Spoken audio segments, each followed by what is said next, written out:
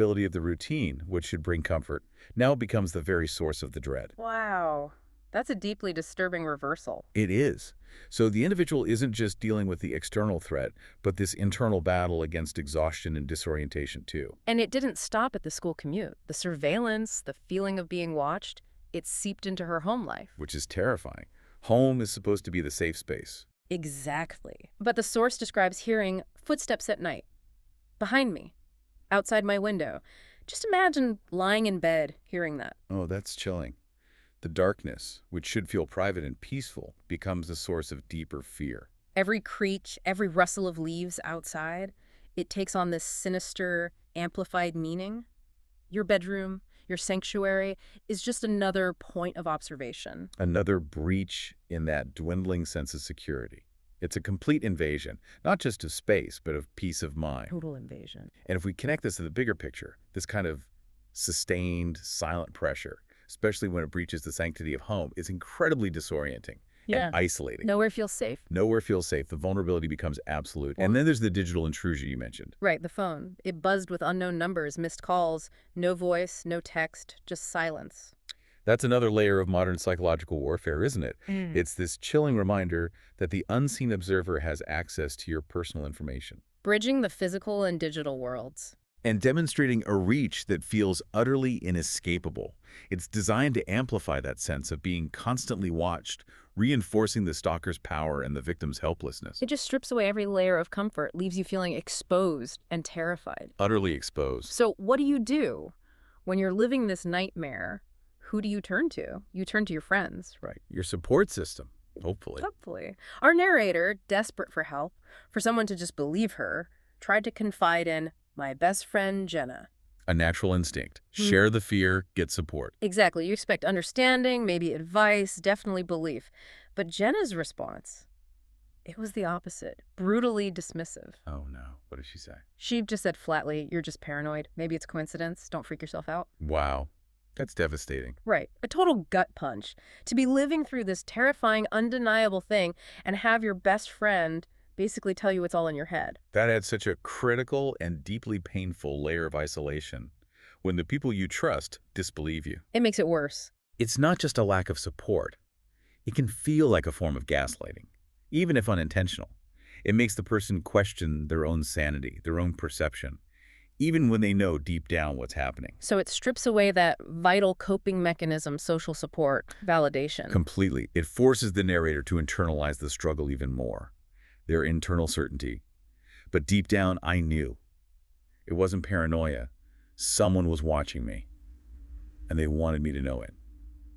That gets stronger, maybe. But it's a conviction born out of isolation now. Exactly, at a tremendous cost. It's this tragic paradox where seeking comfort actually makes you feel more alone with this terrifying truth. Making an unbearable situation even more agonizing. It's a trauma in itself, isn't it? The trauma of being unheard, disbelieved by the people you count on. Yeah. And it makes me think, I have to ask you, the listener, have you ever been in that spot where you knew something was true in your gut, every fiber of your being screamed it was real, but others just dismissed it? How did that feel? How did it affect your ability to cope? Or to trust your own instincts afterwards. That kind of invalidation, it can really shake your foundation, make you doubt yourself, not just the situation. It's a heavy burden to carry alone. For our narrator, it meant grappling with this terrifying secret, this truth, completely alone, which just intensified the dread, amplified the vulnerability. She was painted into a corner. With nowhere left to turn. So the story keeps building, doesn't it? Point by excruciating point, all this mounting dread, the isolation, the relentless surveillance. It all culminates in one specific, terrifying night. The breaking point. Yeah. The narrator stayed late at school for a project, so already pushing the routine, staying past daylight. Out of the ordinary rhythm. Right. By the time she finally left, it was dark. The streets were almost empty, just this desolate stage set for whatever was coming. The vulnerability is palpable there. Totally. Heavy cloak in the oppressive quiet. Yeah. And then she heard it, cutting through the silence. Footsteps. Heavy. Quick. Following me. Oh, God. Not just a feeling anymore. No. This wasn't a shadow in the periphery. This was undeniable escalating presence, a physical manifestation of the terror that had been simmering for weeks. right there behind her. This is the absolute psychological and physiological peak, isn't it? The adrenaline just floods the system. Fight or flight. Full force. Overwhelming.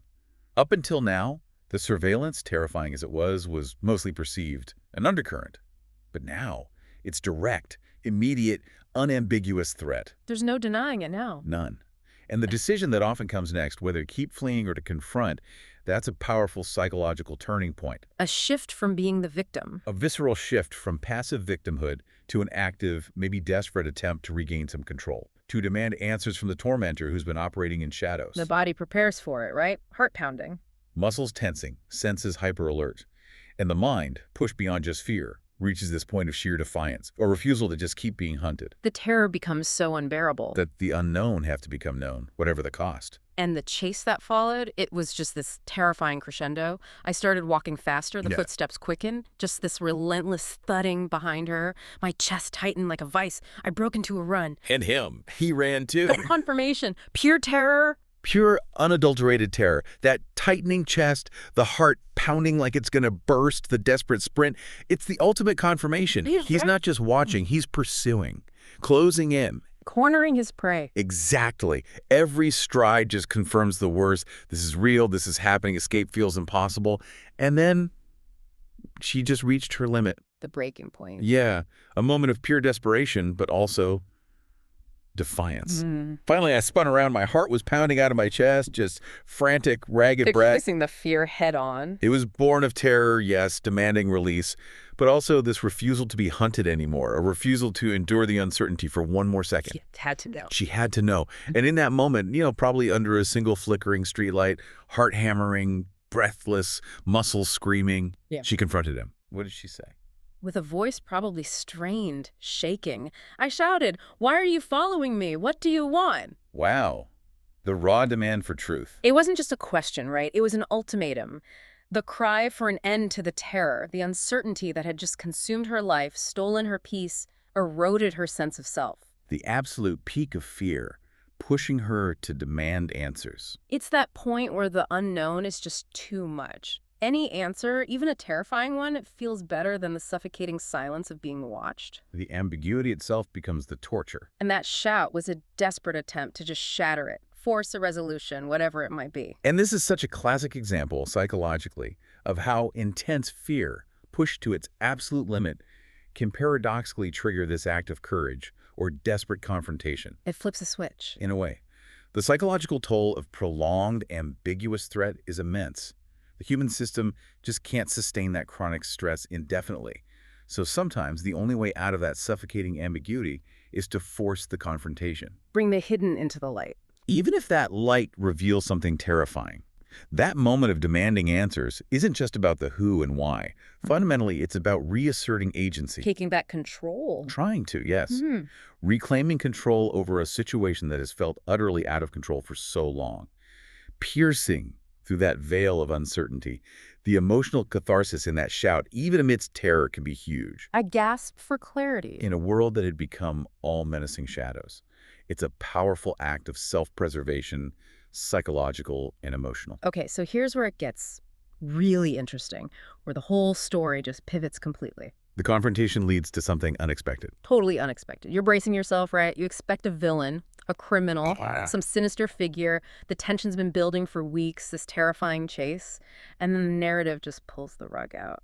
What happened? The man slowly pulled down his hood. Okay, the reveal. And the face that emerged. It wasn't some criminal. It wasn't a stranger. And a stranger. Not a stranger at all. And this isn't like relief. Exactly. The immediate physical threat might lessen, but it's replaced by something way more complex, more insidious. Emotionally devastating. Yeah. The terror just morphs into this entirely different kind of horror. Wow.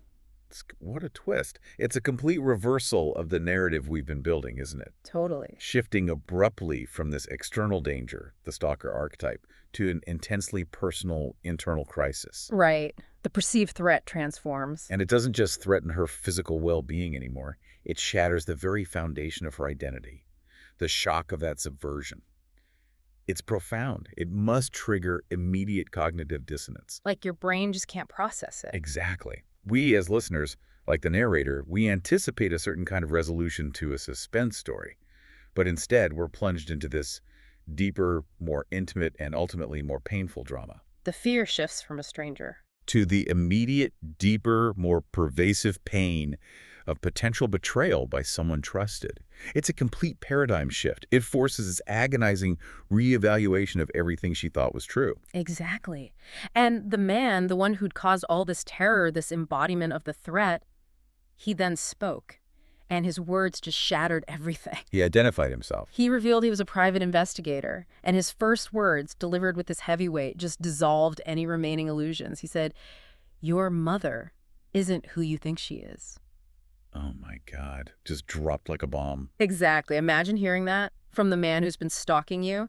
That single sentence just unravels your entire understanding of your life, your family, your identity. It's not just a secret, it's a seismic shockwave. Tearing through the bedrock of your personal history, leaving you adrift, questioning who you are, where you came from, every memory, every cherished moment. Suddenly feels tainted, recontextualized through this lens of deception. And this raises such an important, complex question. What actually happens, psychologically, emotionally, when the very bedrock of your understanding of yourself, your family, is just shattered like that? It must be devastating. The psychological impact is almost impossible to overstate. Our identity is so deeply tied to our family history, our origins, the relationships that shape us. Who we think we are. Exactly. So to discover that a foundational truth about your parentage, about the person you trust most, has been a fabrication, it can trigger a genuine existential crisis. Who am I really?